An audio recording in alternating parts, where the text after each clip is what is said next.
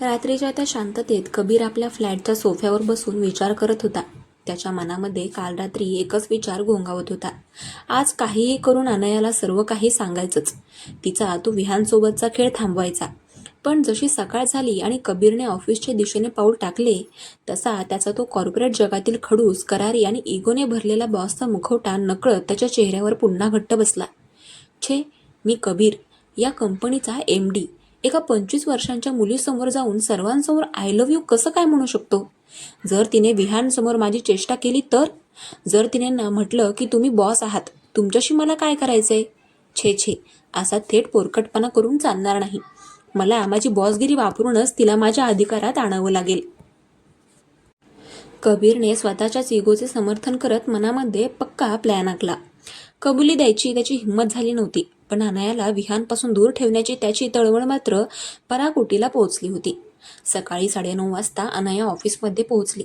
काल रात्री काव्यला म्हणजेच कबीरला दिलेले ते थेट आव्हान आठवून तिच्या चेहऱ्यावर एक भयंकर मिश्किल आणि विजयी स्माईल होती. आज तिने मुद्दाम एका अतिशय सुंदर गडद निळ्या रंगाची कुर्ती आणि पांढरा प्लाझो घातला होता. केसांना हलकी क्लिप लावून उरलेले केस तिने मोकळे सोडले होते. आज बघूया कबीर सरांची काय अवस्था होते ते. काल रात्री तर काव्य बनून मोठा मेसेज टाकला होता की उद्या कबीरच्या डोळ्यांमध्ये पहा, तिथे कवी दिसेल. आता बघूया हे महाशय फ्लोअरवर येऊन सर्वांसमोर आय लव्ह यू म्हणायची हिंमत दाखवतात की पुन्हा ढोंग करतात. अनयाने सॅक टेबलवर ठेवली आणि ती हसत हसत कॉम्प्युटर सुरू करू लागली. तेवढ्यात विहान त्याच्या नेहमीच्या स्टाईलमध्ये हातामध्ये कॉफीचे 2 कप घेऊन तिच्या डेस्कपाशी आला. हाय अनया, गुड मॉर्निंग. आज तर काय मस्त ब्ल्यू रंगात चमकतेस यार. हाय विहान, थ्रूली थँक्यू. तुझ्यासाठीच खास हा ड्रेस घातलाय आज. अनयाने मुद्दाम मोठ्या आवाजामध्ये आणि कबीरच्या केबिनच्या दिशेने पाहत उत्तर दिलं. आणि नेमकं त्याच वेळी लिफ्टचे दार उघडले आणि कबीर बाहेर आला. कबीरच्या कानावर अनयाचे ते वाक्य पडले की तुझ्यासाठीच खास हा ड्रेस घातलाय आज. कबीरच्या पायाखालची जमीन एका क्षणासाठी सरकली. त्याचे तीक्ष्ण डोळे रागाने लाल झाले. काल रात्री ज्या अनयाने त्याला ऑनलाईन जगामध्ये तडफडायला लावले होते, तीच अनया आज सकाळी पुन्हा एकदा विहानशी इतक्या लाडाने बोलत होती. कबीरने चष्मा नीट केला. त्याच्या कपाळावर आठ्या पडल्या. त्याने मनामध्ये ठरवलेला आय लव्ह यू म्हणायचा प्लॅन क्षणामध्ये हवेतच विरघळला आणि त्याच्या आतला तो भयानक पॉझिटिव्ह बॉस जागा झाला. कबीरने एक क्षणही न घालवता थेट अनया आणि विहानच्या डेस्कपाशी धडक दिली. विहान, अनया, गुड मॉर्निंग. कबीरचा आवाज नेहमीपेक्षा जास्त कडक आणि जड होता. Good morning Kabir. काय मग, आज खूपच मूडमध्ये दिसतोयस? विहानने नेहमीप्रमाणे कॅज्युअल विचारले.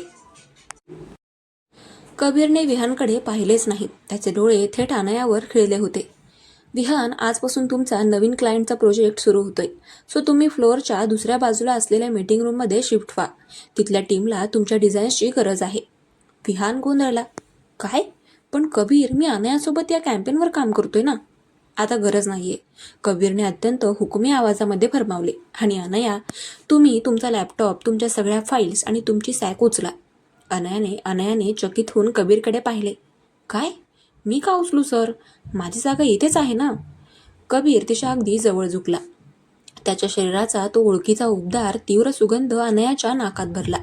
कबीरने तिच्या डोळ्यांमध्ये पाहत अत्यंत धीर गंभीर आवाजामध्ये म्हटले, आजपासून तुमची जागा तिथे बाहेर नाहीये अनया.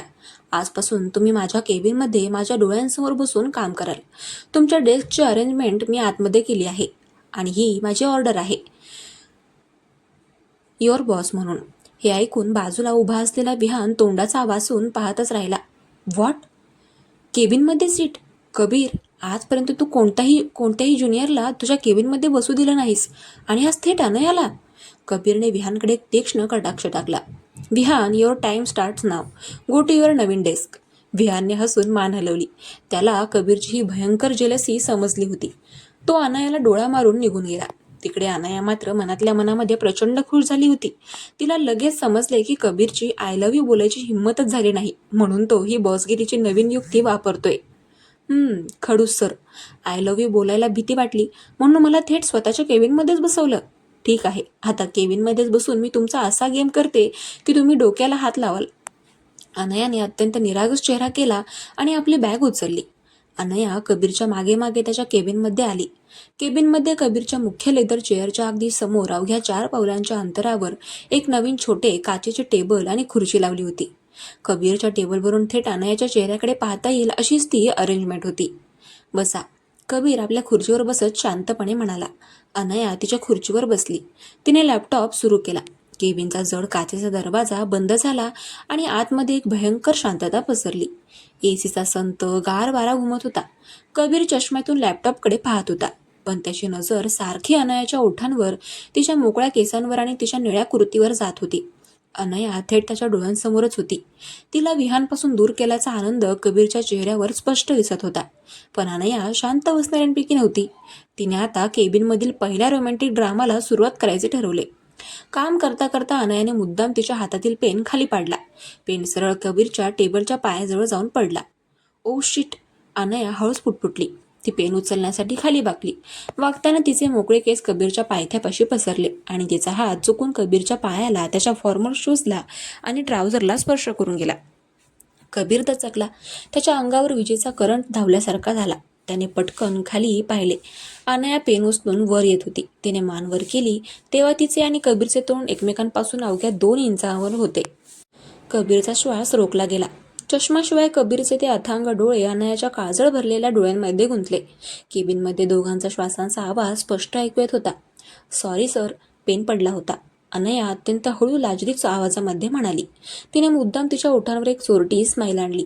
कबीरने घाईघाईने स्वतःला सावरले. तो खुर्चीवर मागे सरकला आणि घसा साफ करत म्हणाला, कामावर लक्ष द्या अनया, ध्यान भटकवू नका. माझं लक्ष कामावरच आहे सर, पण तुमचं लक्ष कुठे आहे? अनयाने अत्यंत खटाळपणे विचारलं आणि कबीर दचकला. व्हॉट डू यू मीन?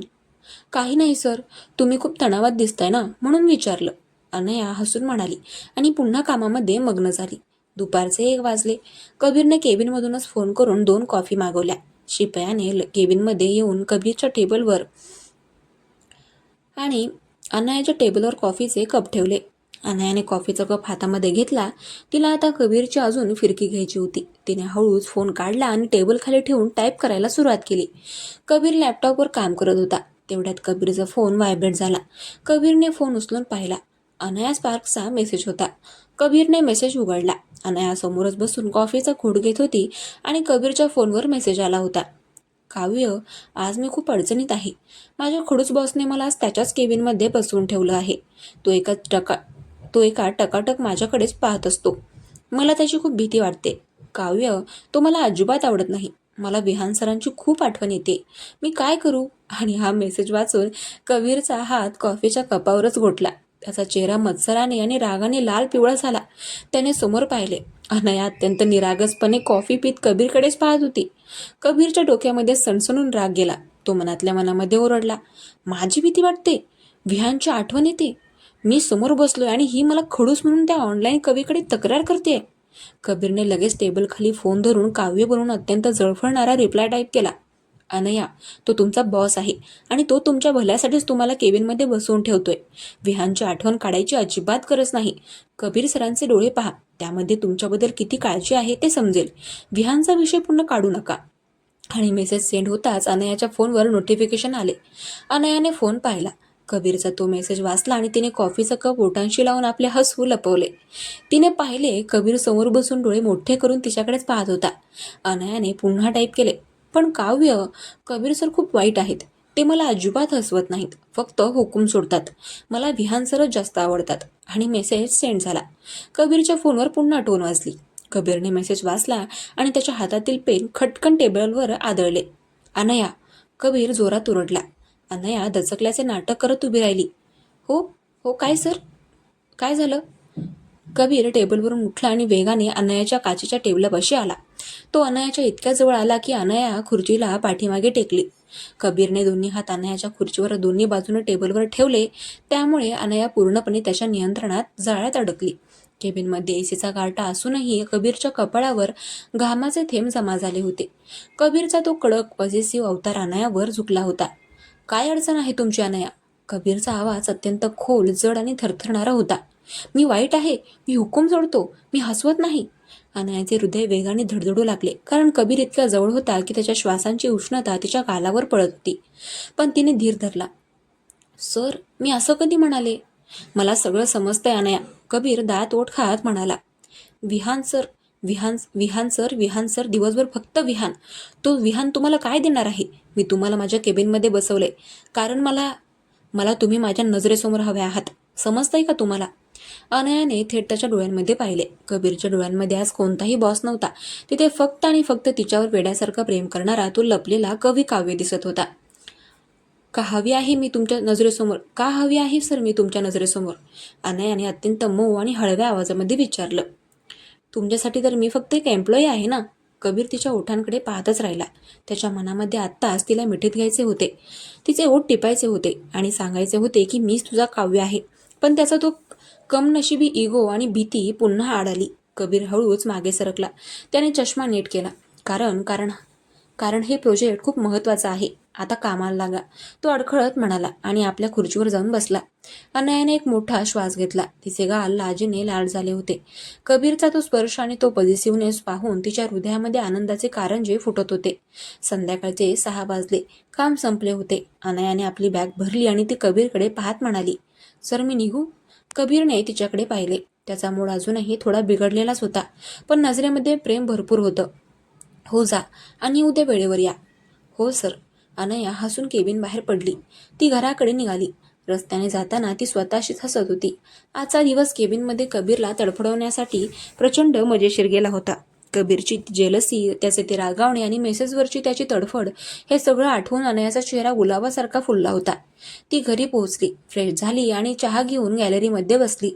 तिने फोन काढला आणि काव्याचा मेसेज बॉक्समध्ये जाऊन आजचा शेवटचा वार करायचे ठरवले. तिने मेसेज केला, काव्य, आज केबिनमध्ये कबीर सर माझ्या खूप जवळ आले होते. त्यांच्या डोळ्यांमध्ये आज मला खूप वेगळंच काहीतरी दिसलं.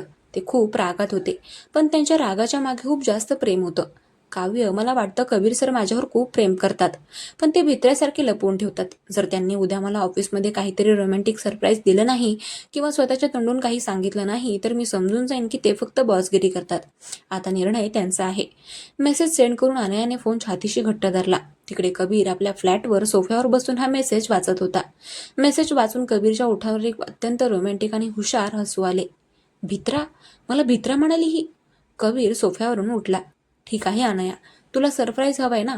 उद्या ऑफिसमध्ये तुला असं सरप्राईज मिळेल जे तू आयुष्यामध्ये कधीच विसरणार नाहीस.